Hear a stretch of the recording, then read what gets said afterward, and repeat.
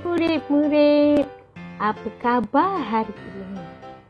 Bertemu lagi dengan Cikgu Ji di channel Bahasa Malaysia Cikgu Ji. Hari ini kita nak belajar apa ya murid-murid?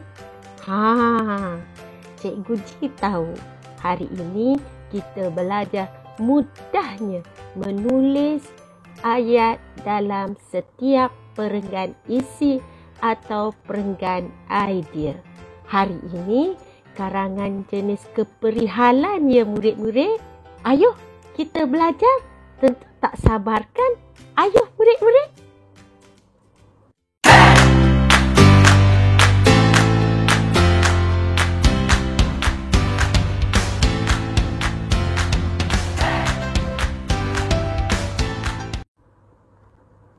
Hai murid-murid, jumpa lagi. Baiklah, sebelum kita meneruskan pelajaran hari ini, Cikgu Ji akan terangkan dahulu apakah yang akan kita belajar hari ini. Hari ini kita belajar karangan keperihalan. Sebelum kita meneruskan pembelajaran kita, Cikgu Ji akan terangkan dahulu kepada murid-murid apakah itu karangan jenis keperihalan. Tentu murid-murid pernah buat ya di sekolah karangan jenis keperihalan. Hari ini Cikgu Ji mantapkan lagi karangan jenis keperihalan. Baiklah, jom kita dengar penerangan cikgu. Baiklah murid-murid. Murid-murid dengar ya dan lihat paparan yang dipaparkan. Karangan jenis keperihalan. Apakah itu karangan jenis keperihalan ya murid-murid? Tentu murid-murid dah pernah buat pun di sekolah. Baiklah, di sini Cikgu Ji jelaskan semula karangan jenis keperihalan. Okey, karangan jenis keperihalan ialah situasi akan diberikan bagi memberikan gambaran tentang perkara yang harus murid-murid perihalkan. Maknanya ada satu situasi yang akan diberikan kepada murid-murid. Okey, yang kedua, karangan jenis ini perlu mengingati, membayangkan peristiwa, pengalaman, acara atau pengetahuan sedia ada yang pernah dialami, dilihat atau didengar oleh murid-murid. Senangkan murid-murid? Yang ketiga, teknik menulis karangan jenis ini, idea-idea atau isi-isi dikembangkan dengan mudah, menarik, tepat dan berkesan. Okey, teknik ni yang akan cikgu terangkan kepada murid-murid nanti. Keempat, pastikan murid-murid menyusun idea-idea atau isi-isi yang murid dapat tadi daripada kerangka karangan, mestilah mengikut urutan dan sempurna susunan idea-idea atau isi-isi. Itu sebab murid-murid kena buat ya kerangka karangan, iaitu peta minda. Dan yang terakhir, keempat, penting untuk sesebuah karangan yang sangat menarik pembaca ialah murid-murid mesti gunakan ungkapan dan peribahasa yang sesuai. Baiklah murid-murid, yang ini akan kita belajar hari ini. Itulah dia karangan jenis keperihalan. Ayuh kita belajar sekarang perenggan demi perenggan karangan jenis keperihalan. Sebelum itu, kita lihat paparan seterusnya. Dah faham dah apakah itu karangan jenis keperihalan? Tentu sudah faham. Seterusnya kita tengok paparan yang dipaparkan tajuk karangan hari ini. Tajuk karangan. Tulis sebuah karangan yang bertajuk pengalaman bercuti di kampung. Perihalkan pengalaman kamu itu. Baiklah murid-murid, tentu telah tahu ya, sebelum kita menulis karangan, kita mestilah faham tajuk tersebut. Jadi, tajuk karangan hari ini sangat mudah kerana murid-murid perihalkan pengalaman murid-murid bercuti di kampung. Baiklah, kita teruskan pembelajaran kita hari ini. Murid-murid, cuba murid-murid lihat paparan gambar yang telah dipaparkan. Murid-murid sedia maklum bahawa karangan jenis keperihalan, murid-murid setelah memahami tajuk, murid-murid perlulah menggambarkan situasi tersebut. Situasi tersebut murid-murid telah pernah alami, telah pernah lihat ataupun telah pernah dengar. Jadi ini gambarannya yang cikgu telah bina ya sebagai panduan untuk murid-murid. Okey, pengalaman bercuti di kampung. Kita lihat gambar pertama. Gambar pertama ialah pengalaman mandi bersama rakan-rakan di kawasan air terjun. Gambar kedua, memancing ikan di sungai bersama ahli keluarga. Gambar ketiga, menunaikan solat berjemaah bersama ahli keluarga. Dan gambar yang terakhir ialah pengalaman pergi ke dusun datuk dan membantu datuk di dusun buah-buahannya. Setelah murid-murid menggambarkan situasi pengalaman bercuti di kampung itu, murid-murid bolehlah membuat rangka karangan dalam bentuk peta minda. Baiklah, pengalaman bercuti di kampung. Idea pertama, mandi di air terjun bersama kawan-kawan. Idea kedua, pengalaman bercuti di kampung, memancing ikan di sebatang sungai. Idea ketiga, pengalaman bercuti di kampung ialah sembahyang berjemaah bersama datuk. Dan pengalaman bercuti di kampung, idea keempat, membantu datuk di dusun buah-buahan. Inilah dia pengalaman murid-murid ketika bercuti di kampung. Mungkin murid-murid ada pengalaman yang lain. Jadi murid-murid boleh tuliskan pengalaman tersebut dalam bentuk peta minda. Setelah murid-murid dapat rangka karangan tadi yang dalam bentuk peta minda, murid-murid barulah boleh menulis karangan. Baiklah, kita tengok perenggan isi-isi, iaitu perenggan kedua. Ideanya tadi ialah mandi di kawasan air terjun. Jadi kita tengok pada peta alir ini idea. Ideanya mandi di kawasan air terjun. Jadi kita tulis macam mana?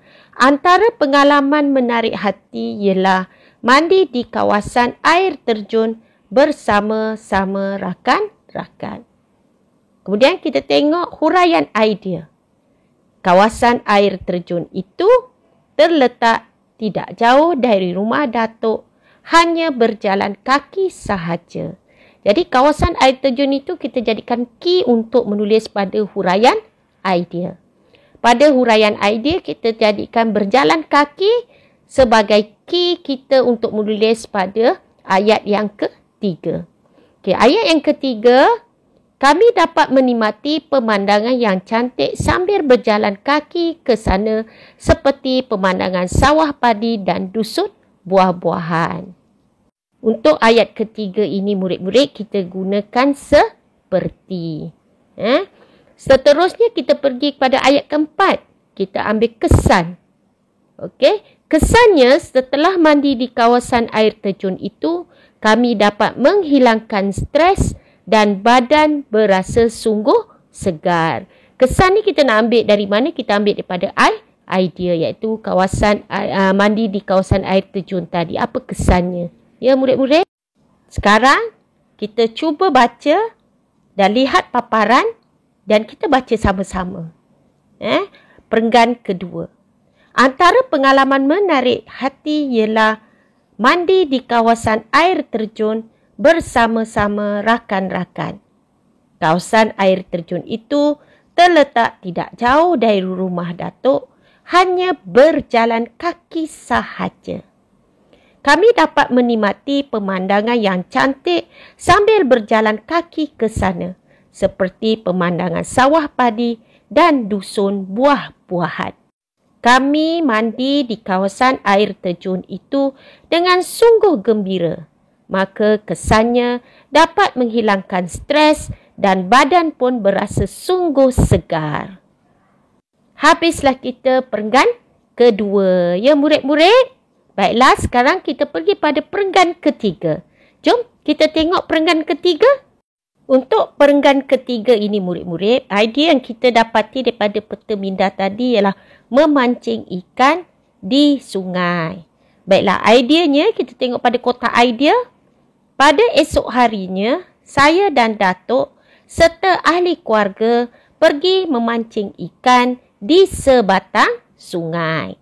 Tengok keyword dia ialah sungai. Kita gunakan sungai itu pada huraian idea. Sungai itu terletak di belakang rumah Datuk dan nenek saya sahaja. Okey, kita tengok kotak ketiga. Kita pilih misalnya ya.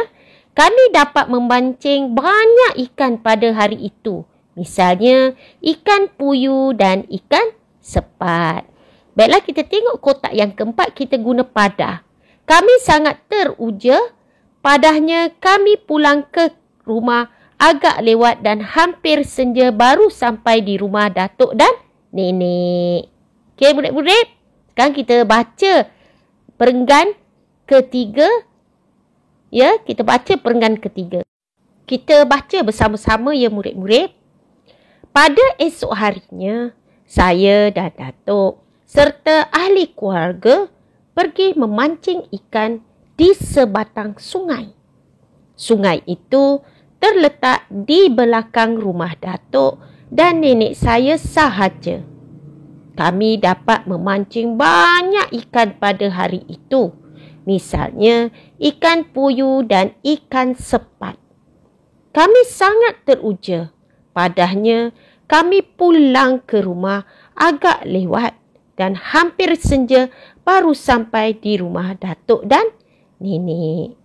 Baiklah murid-murid, bila kita menggunakan teknik IHCK, kita dapati perenggan-perenggan isi yang kita bina sangat gramatis. Kalau murid-murid lihat, cikgu telah pun mencetak keyword ataupun kunci kata untuk pembinaan ayat-ayat seterusnya yang berwarna merah. Murid-murid boleh gunakan teknik ini ya. Mudah sahaja untuk menulis karangan. Baiklah, seterusnya kita pergi kepada perenggan keempat. Jom kita tengok perenggan keempat. Baiklah murid-murid. Sekarang kita hendak membina perenggan keempat. Idea perenggan keempat yang kita dapati daripada peta minda tadi ialah menunaikan solat berjamaah bersama Datuk. Baiklah, kita tengok kotak pertama, kotak idea. Menggunakan teknik IHC, KI ialah idea. Seterusnya, sampai di rumah, kami bersiap untuk menunaikan solat maghrib.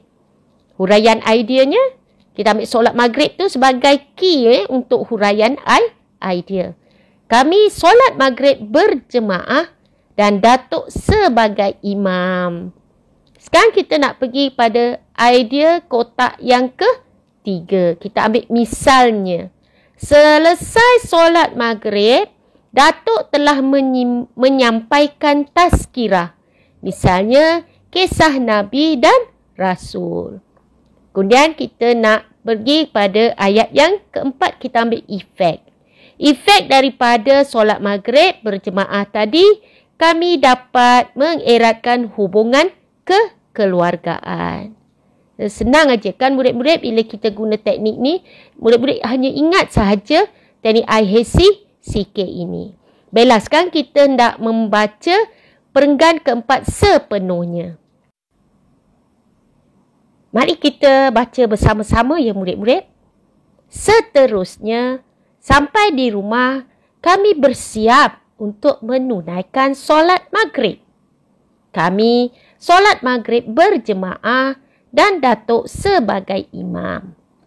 Selesai solat maghrib, Datuk telah menyampaikan tazkirah. Misalnya, kisah Nabi dan Rasul. Efek daripada solat maghrib berjemaah tadi dapat mengeratkan hubungan kekeluargaan. Murid-murid, mudah sahaja kan? Jadi murid-murid boleh jadikan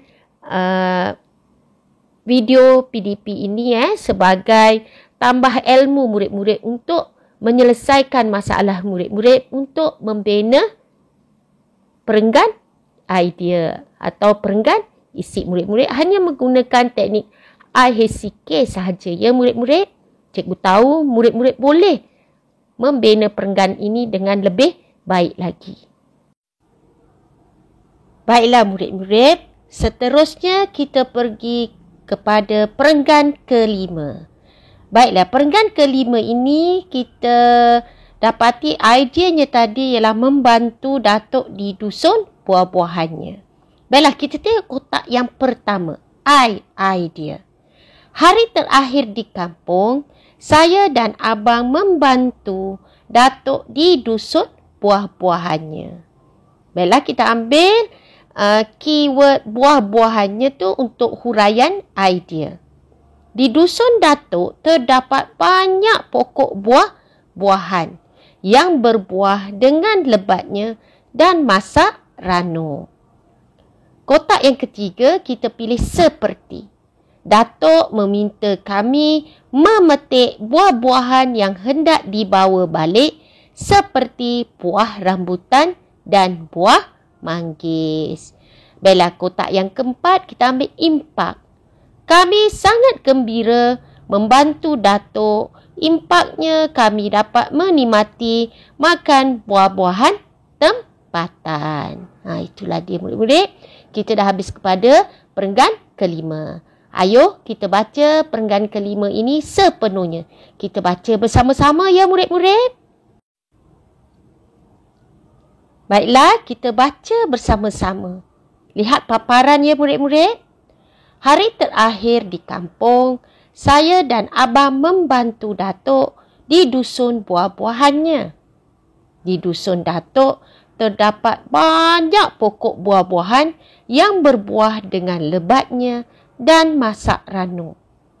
Datuk meminta kami memetik buah-buahan yang hendak dibawa balik seperti buah rambutan dan buah manggis. Kami sangat gembira membantu Datuk. Impaknya kami dapat menikmati makan buah-buahan tempatan. Habislah kita ke-4 perenggan isi ya murid. Jadi cikgu harap murid-murid dapat gunakan teknik IHCK ini supaya murid-murid dapat membina perenggan isi-isi dan perenggan idea-idea dengan gramatis. Baiklah murid-murid, sebelum kita tamatkan pelajaran hari ini, cikgu suka ingin ingatkan kepada murid-murid gunakan penanda wacana untuk setiap perenggan isi, iaitu perenggan kedua, antara, perenggan ketiga, seterusnya, perenggan keempat, selain itu, perenggan kelima di samping itu. Ingat ya murid-murid, untuk ayat ketiga, perenggan kedua, contohnya, perenggan ketiga, misalnya, perenggan keempat, kerana, perenggan kelima, seperti. Murid-murid boleh gunakan ayat yang cikgu berikan ini ikut kesesuaian murid-murid. Tak semestinya murid-murid ikut seperti yang cikgu nyatakan. Untuk ayat keempat, ingat ya murid-murid, murid-murid boleh pilih juga mana-mana perkataan yang murid rasa sesuai. Tidak semestinya ikut yang seperti cikgu berikan. Perenggan kedua kesannya, perenggan ketiga padahnya, perenggan keempat efeknya, perenggan kelima impaknya. Dah faham kan macam mana buat karangan keperihalan? Baiklah, Cikgu Ji harap murid-murid terus praktikkan untuk membina perenggan isi-isi atau perenggan idea-idea dengan cemerlang. Sehingga kita berjumpa lagi di minggu hadapan dengan tajuk karangan yang lain pula. Selamat mencuba ya murid-murid. Jika murid-murid ada pertanyaan, tinggalkan komentar murid-murid di bahagian komen. Baiklah, Cikgu Ji mendoakan semoga murid-murid berjaya dan dapat menulis dengan cemerlang. Pasti boleh ya murid-murid. Akhir sekali, jangan lupa tolong Cikgu Ji tekan butang subscribe. Bye! Jumpa lagi!